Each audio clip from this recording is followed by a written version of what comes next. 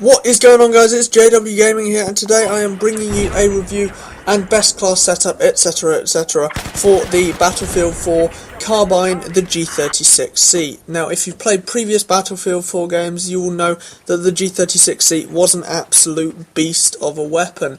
However, in this game, there's been a lot of opinion saying that it has been nerfed massively, and that's a very bad thing, because it was a brilliant weapon, really fun to use in stuff like Battlefield 3. It was really good fun. However, this one, it has been toned down a little bit, and I'm just going to run you through the sort of stats to it, and I'm also going to compare it to the AK-5C, which is kind of one of the best overall carbines for kind of general playing. I mean, there's better ones for close quarters, long range, that sort of stuff. For general, and it's the first one you unlock, so I'll keep it at that.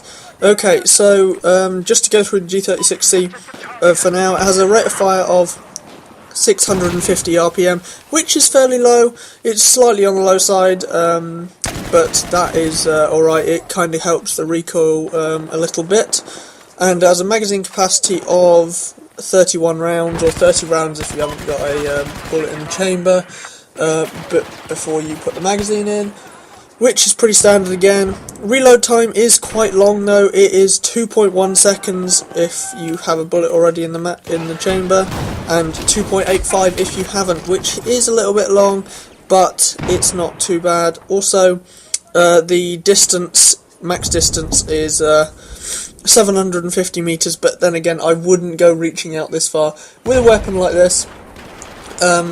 Because it is a carbine. If you want that, get yourself a DMR, or maybe a longer range assault rifle if you really want to reach out that far. But the damage model is 25 to 15 over range, which is pretty standard. It's not too bad. Again, I would just emphasise that it's probably best to use this weapon at close to medium range, no more than maybe 60 or so meters, just because you're not going to be able to hit your target effectively, and by the time if they have a long range weapon, they're going to be able to get into cover and take shots at you, and they'll be more effective. So I don't recommend that, but you can have a go if you want to. Now, recoil, it isn't too bad in terms of recoil. There is a fair amount of side-to-side recoil, so I would probably recommend putting a compensator on here. It will probably just help even that out a little bit, so you won't have as much sway. In terms of upwards recoil, it has a recoil of 0.25, which is actually pretty good for a carbine like this. It's probably something to do with the lower fire rate, just having a little bit of an impact on the recoil, which is very good. So you can put a compensator on there instead of a muzzle brake or something like that, which is probably what I'll do as soon as I unlock that, if I haven't already.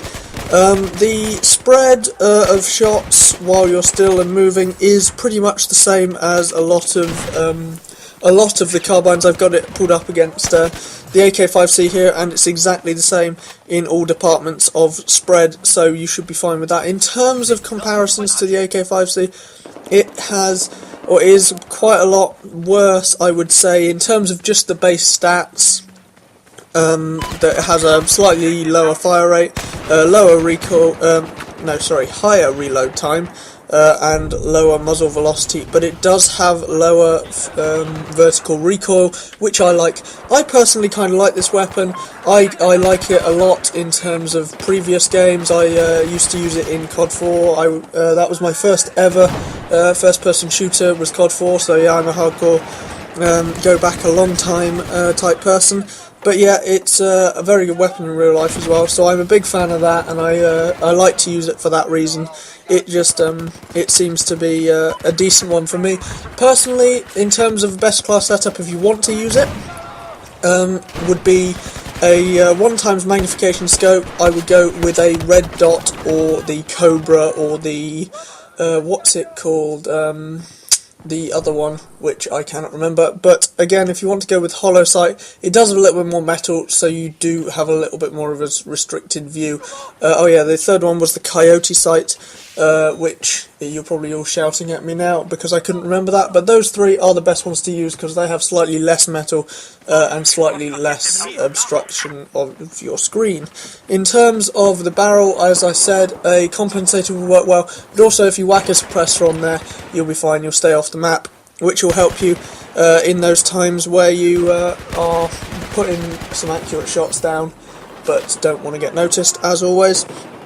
And I would put probably an ergo grip on there, maybe a stubby grip, depends what sort of loadout and what sort of combat you're going in for, but that's pretty standard. And laser light combo maybe if you've unlocked it, or if you've got it in a battle pack, lucky for you. But again, probably for close quarters, go with the laser sight, why not? And for longer range, probably a tactical light, because then it turns on. If you don't know, the tactical light turns on whenever you're aimed in, and it doesn't stay on the whole time, giving your position away, which I like.